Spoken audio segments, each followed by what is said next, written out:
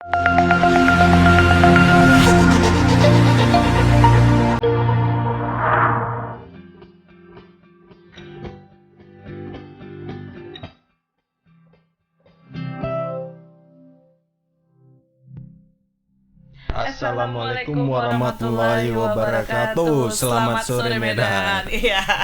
Walaupun tidak janjian, saya masih ingat ya. Oke Tribuners, kembali lagi di acara Selamat Sore Medan ya.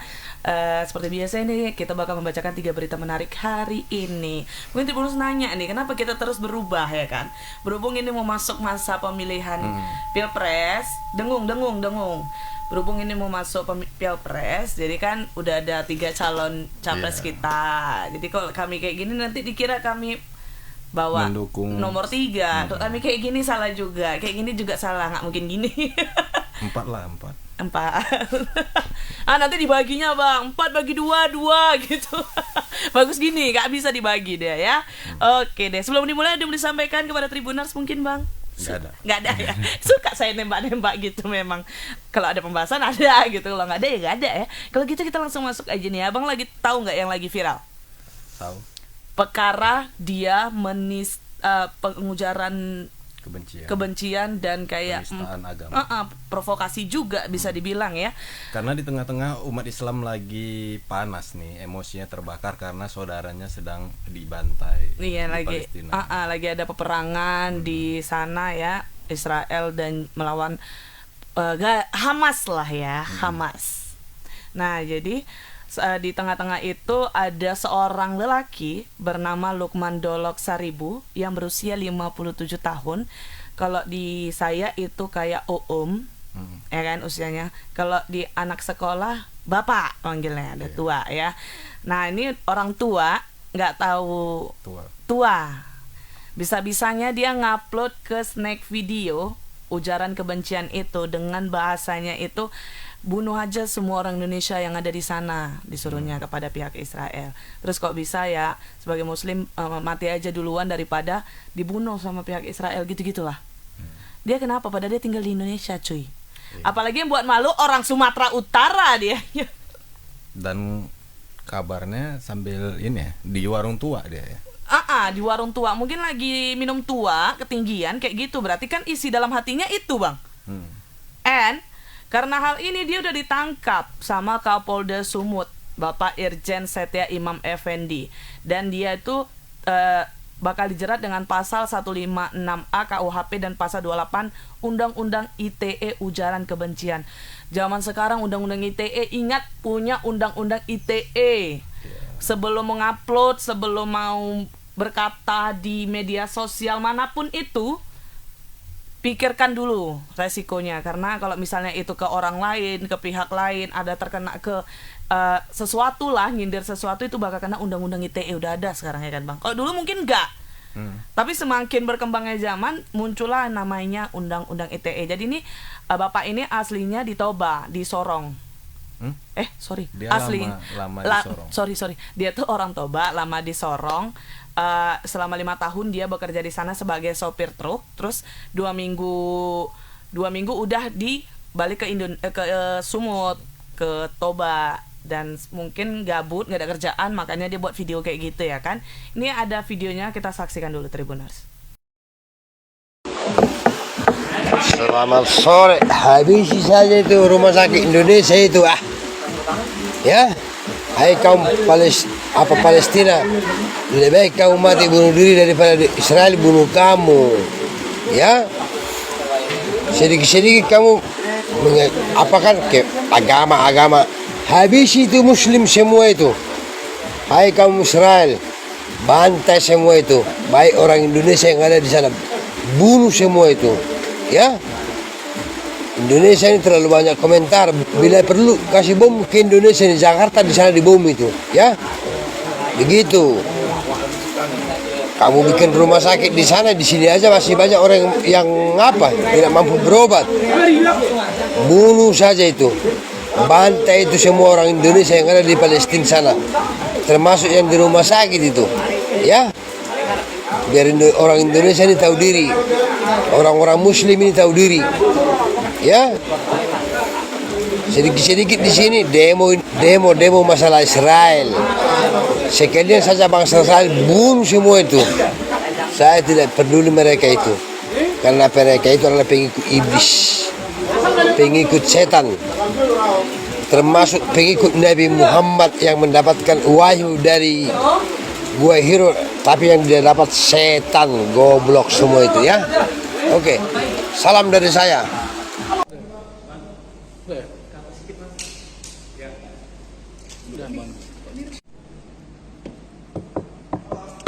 Jangan ketok. Ingin merilis terkait dengan penanganan unggahan ujaran kebencian di aplikasi snack video yang beredar kemarin, yang pada kesempatan ini ingin saya sampaikan bahwa Polda Sumatera Utara telah mengambil alih proses penyidikannya yang kemarin kita ketahui beredar di sekitar pukul 10 pagi, beredar video yang mengandung ujaran kebencian terhadap agama tertentu. Dan pada siang hari ini ingin saya sampaikan bahwa pelaku saudara LDS sudah kita amankan dari Polres Danau Toba, Polres Toba yang kemarin melakukan pengamanan di sana, dan kemudian kita bawa ke Polda Sumatera Utara tadi pagi, dan kita akan proses lagi. Sebagaimana kita ketahui bahwa unggahan video di snack video aplikasi ini meresahkan bagi kita semuanya, dan kemudian kerjasama kami dengan Polda Papua Barat, yang dimana kita ketahui bahwa pengunggah ini memiliki alamat di sana. Saudara LDS ini memiliki alamat di Sorong, Papua Barat. Kita melakukan koordinasi, dan pada sore harinya saudara LDS diantar oleh kakaknya untuk menyerahkan diri ke Polres Toba. Kita tahu bahwa keluarga dari LDS meminta untuk saudara LDS mempertanggungjawabkan perbuatannya ini, dan kita akan lanjutkan dalam proses penyidikan. Kita tahu bahwa ujaran kebencian ini tentu sesuatu yang harus kita lakukan, penegakan hukum sebagaimana ketentuan yang berlaku. Kita mengetahui bahwa saudara LDS ini membuat video ini di salah satu kedai di wilayah Desa Dolok Saribu, Kecamatan Uluan, Kabupaten Toba, pada tanggal 25 November yang lalu, dan 15 menit kemudian kurang lebih jam 17 dan geram kali aku lihat mukanya. Menunggu ajal menjemput aja pun. Ya astagfirullahaladzim. Ya udah 57 tahun kan, jatahnya berapa tahun lagi? Mendidih aku ya. Itu fix karena mabuk sih kayaknya. Iya jelek banget lu, mabuk tua, udah tua. Emosi aku bang, menggebu-gebu kali. Udah kayak gitu nanti minta dikasihani pada mulut kau yang kayak gitu ya. Maksudnya apa sih? Kan kita bineka tunggal ika ya. Saling menghormati lah. Sesama agama lain, agama apapun itu gitu, saling menghormati. Gerem kali. Panggil aja langsung nih reporter kita, ada Bang Freddy. Halo abang. Ya halo, selamat sore Molly dan Bang Tagir. Lihat duta Selamat hilang sore, marahku. agak estetik belakang itu ya. Iya, lihat duta Solan Seven langsung hilang emosiku tadi. Bang, ini yang bapak-bapak yang udah tua nggak tahu diri itu kan udah ketangkep nih. Ada nggak penyesalan? Ada nggak permohonan maaf dia atas perbuatan yang sudah dia buat ini, Bang Freddy? Iya, sepertinya tersangka ini belum sempat membuat konten baru ya. Oh, udah ditangkap. Karena mungkin sudah keburu viral videonya dan langsung diserahkan ke kantor polisi sama keluarganya. Jadi memang tersangka ini bukan ditangkap, tapi diantar oleh keluarganya ke Polres Toba gitu. Lalu dari Polres Toba itu dibawa ke Polda Sumut. Udah bosan juga keluarga ini ulah dia ya. Ini lucu. Tunggu dulu Bang. Coba ceritain gimana dari awal nih keluarganya bisa sampai bawa bapaknya ke kantor polisi. Terus dari pihak keluarga sendiri ada menyampaikan apa nih? Kenapa sampai mau bawa pihak keluarganya untuk masuk penjara? Seperti apa itu Bang Freddy? Ya mungkin mungkin kan videonya itu itu kan diupload pada hari Sabtu itu sekitar sore atau siang itu, kemudian mungkin langsung viral gitu kan, langsung viral, kemudian menimbulkan amarah ya warganet. Jadi mungkin keluarganya ini takut terjadi apa-apa karena memang di area yang sama juga di daerah lain tuh ada kisru ya terkait Palestina maupun Israel ini, makanya pada minggunya itu langsung diantar ke kantor polisi. Nah mungkin polisi di Toba mungkin juga khawatir sehingga lebih bagus dibawa ke Polda Sumut. Makanya sekarang ini penanganannya berada di Polda Sumut. Tapi memang polisi juga bekerja sama ya, Polda Sumut bekerja sama dengan Polda Papua Barat. Jadi memang informasi awal yang dapat polisi itu tersangka ini tinggal di Kota Sorong, Papua Barat. Nah, setelah diselidiki ternyata dia tidak ada di sana gitu, dia sedang pulang kampung, makanya didapatlah, ketika dicari ternyata sudah diserahkan oleh keluarganya. Oh alah. Terus ini kan ada konferensi pers sebenarnya dari pihak Polda nih, cuman kan nggak ada menyertakan si pelaku atau pelaku lah ya.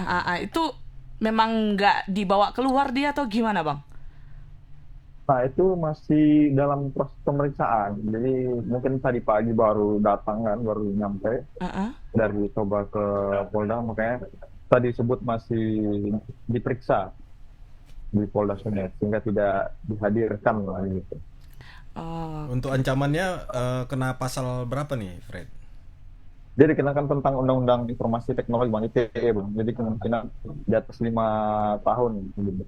Di atas 5 tahun. Karena ada 2 pasal yang disertakan oleh polisi. Jadi memang konten ini itu kalau dari hasil penyelidikan dan pengakuan tersangka itu dibuat di kedai ya. Kemungkinan ini kedai tua dan kemungkinan juga dia itu sampai sedang mabuk ya. Mabuk tua ya. Lalu nanti dia ngerekam video baru 15 menit kemudian itu diupload dan viral langsung begitu melesat ya. Itu sempat dihapus nggak sih Bang akunnya setelah viral? Akunnya, videonya?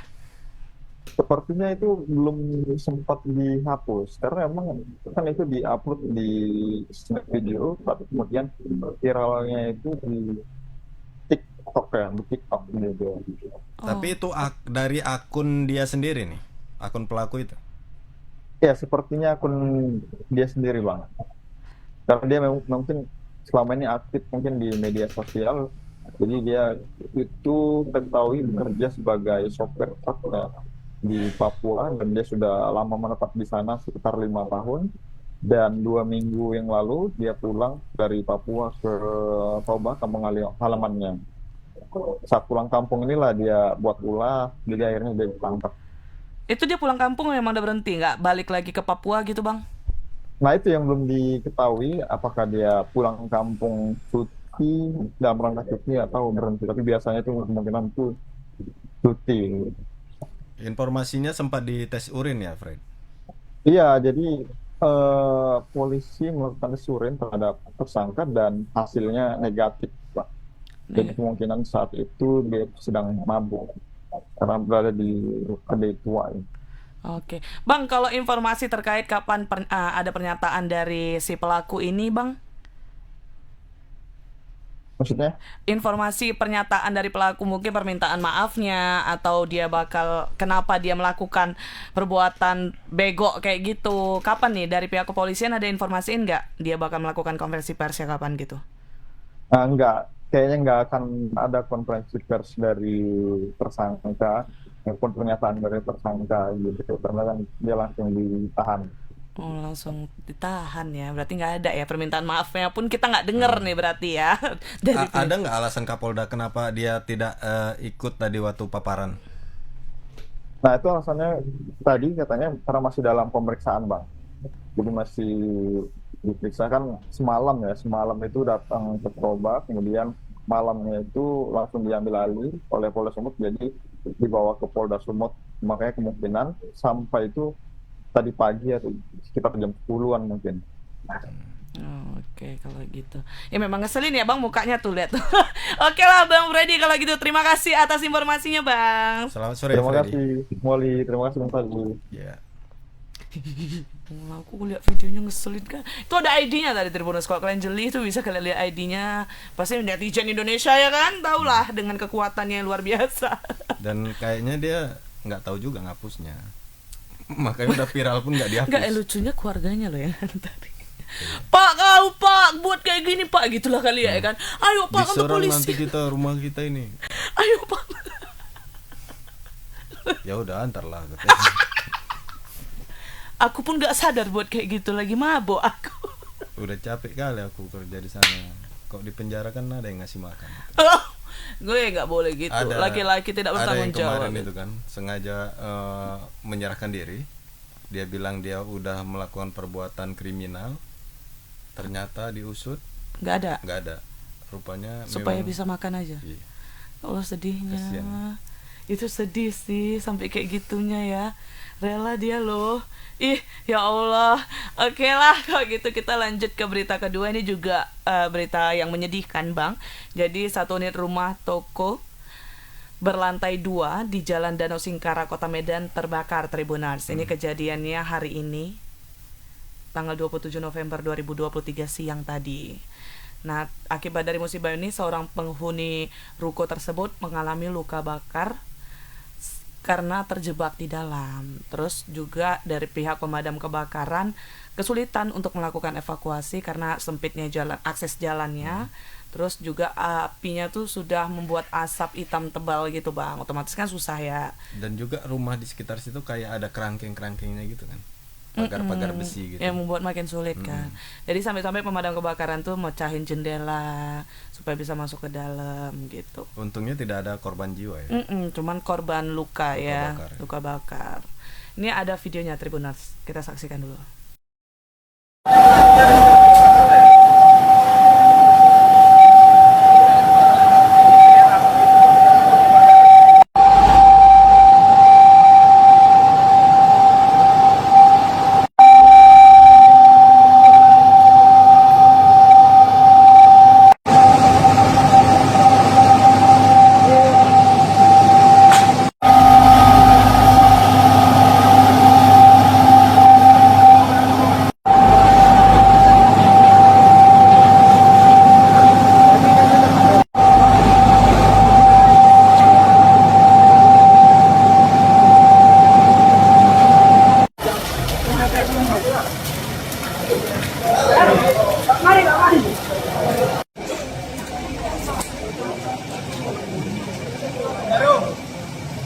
Bang, bisa dijelaskan Bang kebakaran yang terjadi di Jalan Danau Singkara ini Bang? Jadi izin Bang, tadi kita dapat informasi dari laporan warga bahwa setelah terjadi 65 di jalan ini. Apa Bang yang terbakar Bang? Yang terbakar kamar sini, Bang, kamar. Ruko ya?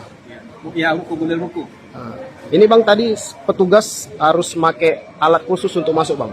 Ya, kebetulan di dalam kamar itu sudah kumpulan asap yang tebal. Mengingat yang ter-65 itu kamar spring bed ya. Kasur berarti Bang? Kasur, ya betul. Ada korban jiwa nggak Bang? Untuk korban juga negatif. Negatif ya? Cuma luka bakar ada tadi, tangannya satu orang. Kalau dugaan awal Bang, penyebab apa Bang? Dugaan awal dari listrik. Listrik ya? Berapa unit Bang yang kita turunkan Bang? Kita turunkan ada 3 unit 3 unit ya. dari Kenari 00. Ya alhamdulillah ya, cuman luka bakar yang tangan. Cuman kayak kita ada kesalahan nih Bang. Kita kan tadi ngeliatin videonya nih awalnya juga ya kan. Kita kirain yang ibu-ibu pakai kacamata itu yang merupakan korban terbakar, sepertinya bukan. Karena di pernyataan pihak petugas tadi satu tangannya, bukan bagian tubuh Mungkin yang lainnya. langsung dibawa untuk perawatan medis ya yang korban itu. Ya. Coba kita langsung aja tanya ke reporter kita nih, ada Bang Alfiansyah. Halo Bang Alfiansyah. Oh, Ya, halo. enggak, kalian kompak ya backgroundnya ya. Kalian pakein wallpaper gitu ya. Kok ganteng kali sekarang, udah potong rambut dia. Iya, hari estetik sedunia ini kayaknya. Awas reporter satu lagi nggak estetik juga ya. Oke, Bang, ini terkait musibah yang baru saja terjadi ya akibat kebakaran dan katanya ada korban yang terkena luka bakar di bagian tangan. Itu disclaimer dulu Bang, berarti bukan ibu yang pakai kacamata itu ya korbannya ya? Ya, kebetulan korban yang ribut kacamata itu yang pakai baju kuning, yang Korban? luka bakar juga ya di bagian wajahnya juga. Dia itu korban. Itu korban yang kebakaran hari ini juga gitu?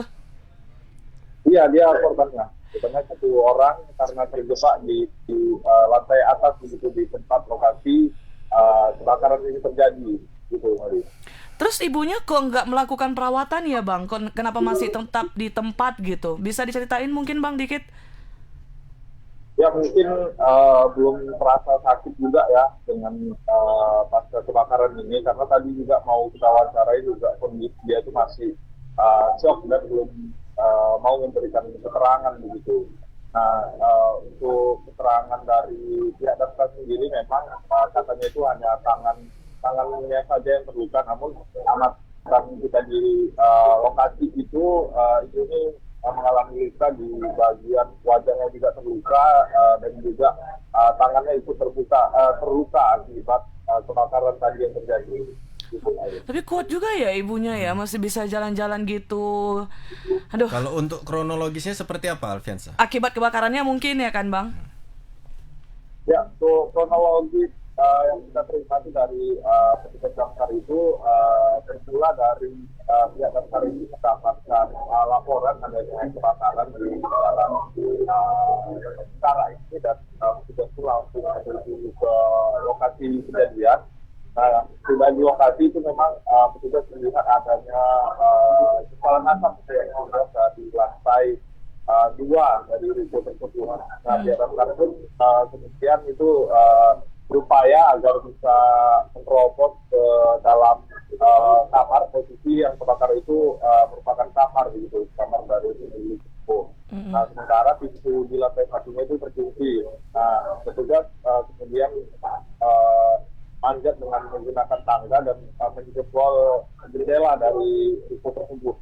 Dan setelah berhasil dijebol, kemudian petugas itu langsung melakukan penyiraman, dan ternyata di dalam kamar itu ada penghuninya begitu, yang merupakan seorang wanita yang ketika itu sudah dalam kondisi terbakar begitu. Nah, petugas itu langsung melakukan penyelamatan dan evakuasi terhadap si korban ini melalui lantai 2 itu.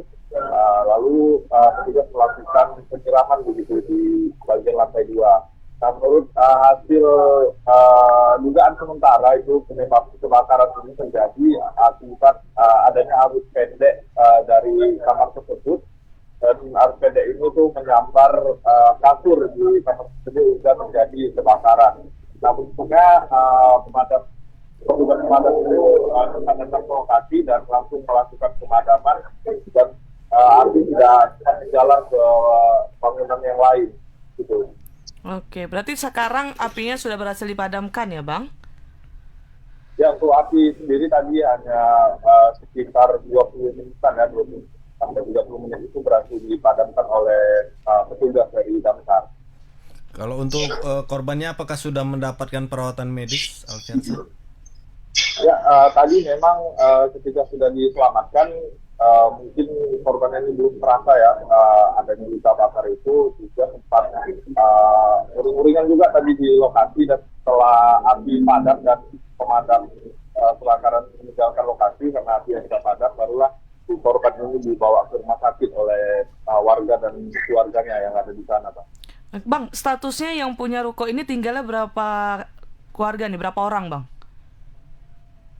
Ya, kebetulan memang waktu kejadian ini hanya dia seorang diri ya di ruko tersebut. Makanya itu dia tuh terjebak, tidak ada yang menolong di lantai atas.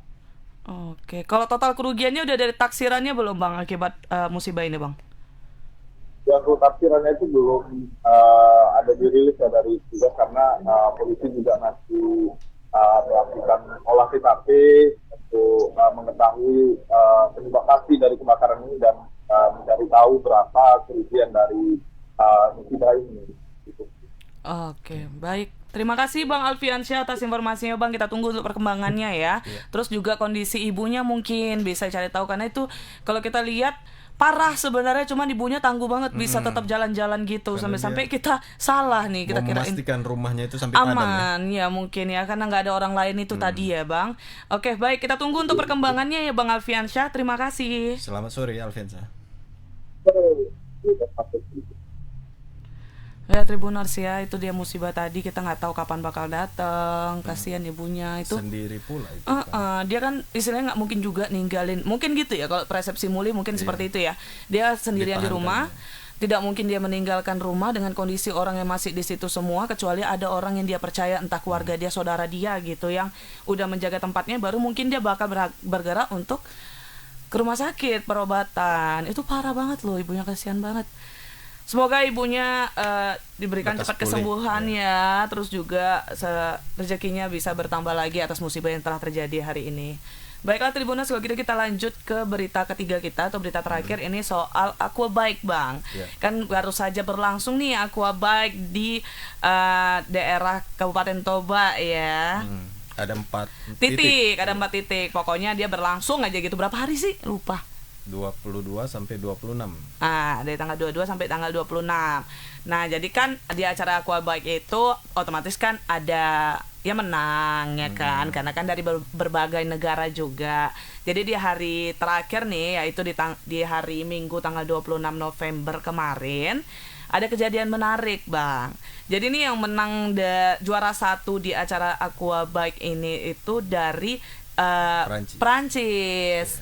Nah, otomatis seperti biasanya ya, kalau misalnya dia udah menang, bakal ada lagu kebangsaan. Iya, negara dia dikumandangkan lah, seperti biasanya lah ya. Semua acara kalau kita sejuara 1 pasti dikumandangkan.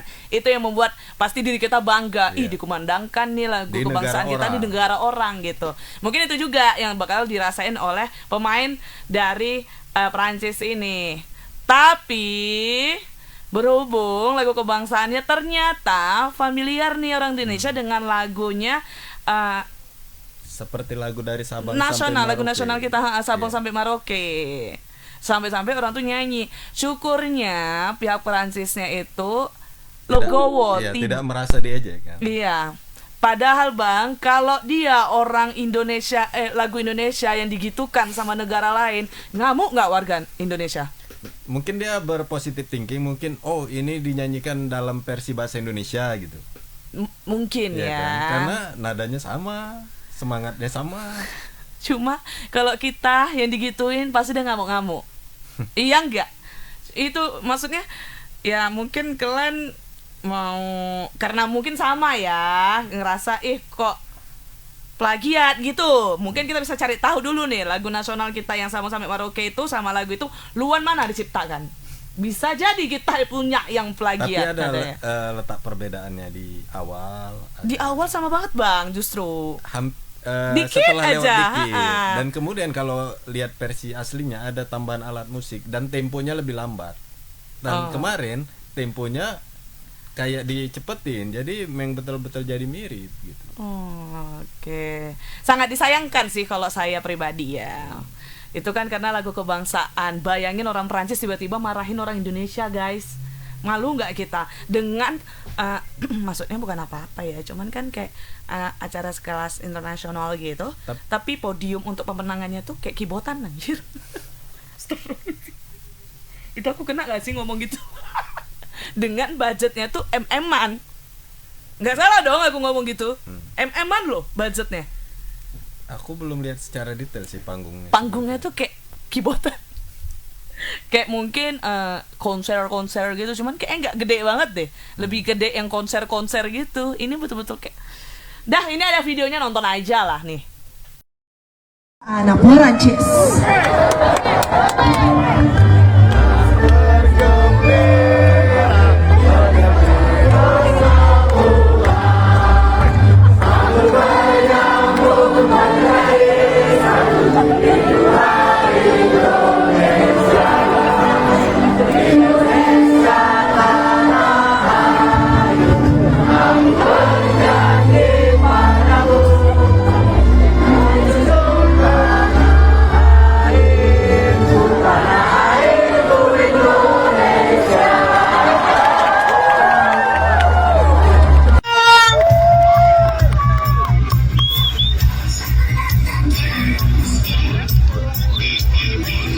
Ladies and gentlemen, your winner in slalom runabout GP1. He comes from Kuwait, Yusuf Abdulrazak. Juara pertama kita Kuwait.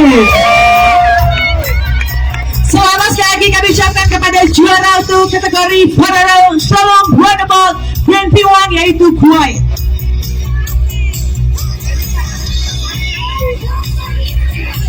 Dan yang akan menyerahkan untuk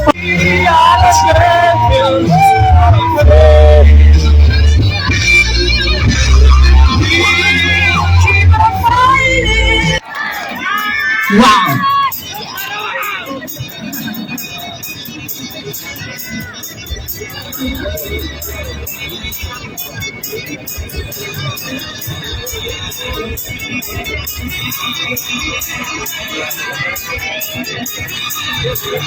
baik yang akan menyerahkan trofi.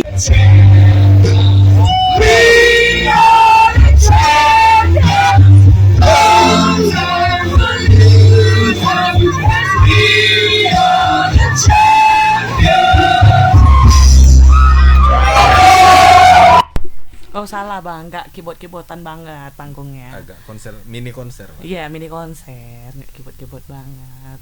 Banyak keringat di situ ya. Oh, maksudnya? Ngelihat aktivitas habis olahraga itu pasti berkerumun gitu, bau keringat. Tapi katanya di situ baru siap hujan juga, bisa jadi abang bukan lihat ke air keringat, air hujan. Langsung aja nih kita panggungkan reporter kita Bang Aprianto. Pasti di mobil. Kok tahu? Ih kamu dukun ya? Aku kan wartawan. Baru balik dari sana maksudnya itu? Iya, baru balik. Udah sampai Medan bang? Saat ini masih di daerah Perbaungan kak. Lama-lamain aja sampai besok ke DLK-nya biar nambah 3 hari lagi. Oke, seperti apa bang acara Aquabike di sana dari tanggal 22 sampai 26 kemarin, terus sampai akhirnya di penghujung acaranya. Sebelum kita masuk keseruannya. Keseruannya sebelum kita masuk ke yang bagian akhir ini nih. Silakan Bang Aprianto.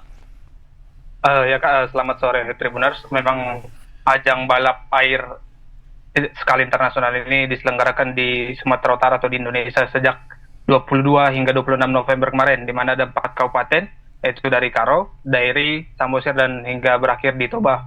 Dan untuk kami sendiri itu berada di Toba, mengikuti ajang balap yang di Toba sejak dari tanggal 25 hingga 26, yang dimana memang di Toba adalah puncak acaranya, yaitu grand final. Dan di acara di Kabupaten Toba sendiri itu memang cukup seru ya, dari informasi yang disampaikan Kadis Kominfo Toba, yaitu Sesmon Putar-Putar, untuk pengunjung di daerah Toba sendiri mencapai 50.000 hingga 60.000 orang di 2 hari ajang tersebut. Dan untuk acara balap ini juga sangat menarik, di mana terlihat dari para pengunjung ataupun masyarakat di sana dari pagi hari sudah sampai di lokasi dan memadati lokasi, padahal acara balapnya itu dimulai dari pukul 10, dan mereka juga rela bertahan hingga tengah malam, yaitu hingga akhir race yang juga selesai itu sekitar pukul 10 malam. Dan mereka juga iya, di hari pertama di Kabupaten Toba itu hingga malam kak, hingga pukul 10. Dan itu di 2 hari di Kabupaten Toba itu selalu diguyur hujan. Tapi antusias dari masyarakat tetap cukup Rame tinggi, terus terlihat ya? dari Rame terus. terlihat dari rame terus kak, walaupun diguyur hujan, mereka tetap bertahan dengan menggunakan payung, mantel, dengan alat seadanya lah. Karena menurut mereka ini ajang yang jarang ditemukan di Indonesia, bahkan cuma ada di Sumatera Utara. Sehingga mereka rela bertahan untuk menyaksikan ajang tersebut, Kak. Apalagi ini berarti nggak ada pakai tiket ya, Bang, acaranya? Fix ya? Iya, Kak. Untuk yang ajang Aquabike ini berbeda dengan F1 kemarin, dan di ajang ini digratiskan oleh pemerintah, Kak. Sehingga mereka bisa dengan bebas untuk menyaksikan pertandingan tersebut, Kak. Aprianto, untuk perwakilan dari Indonesia sampai di mana perjuangannya?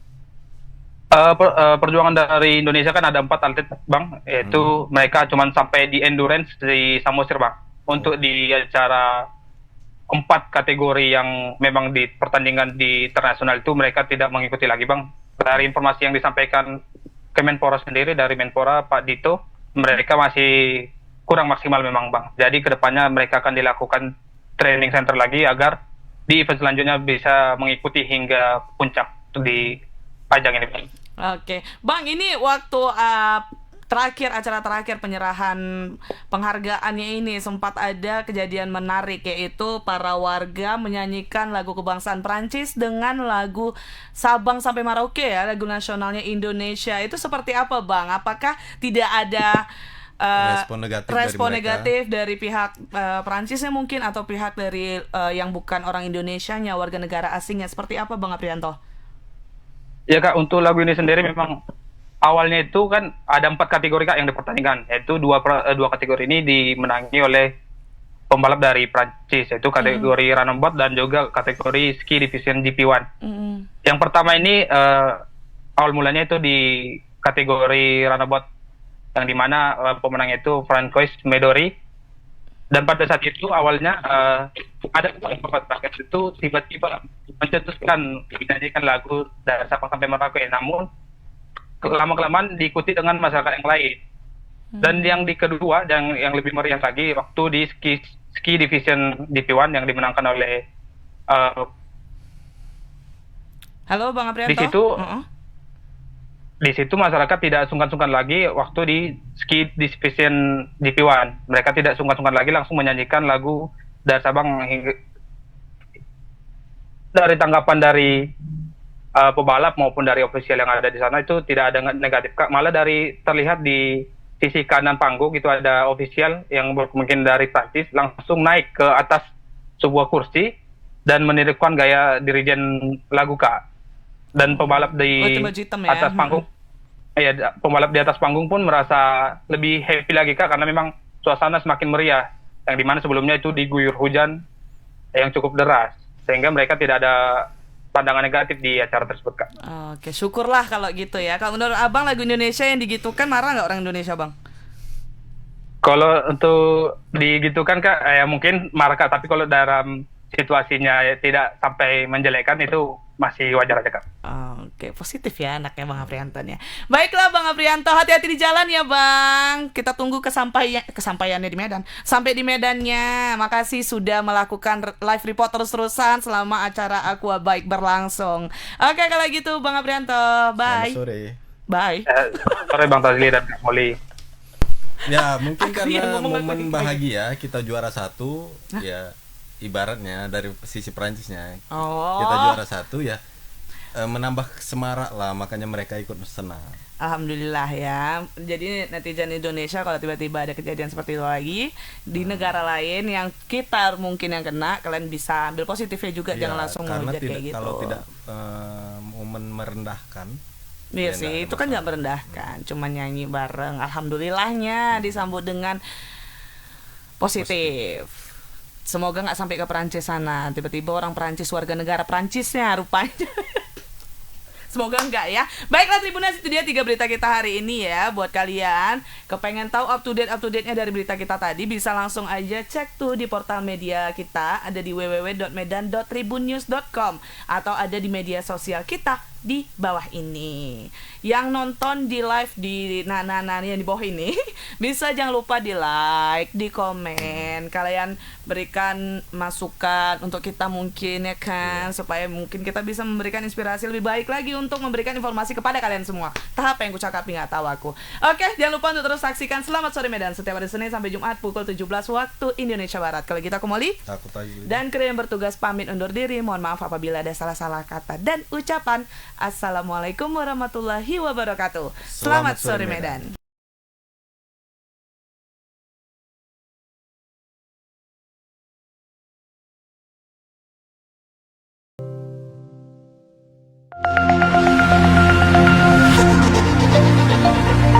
Thank you.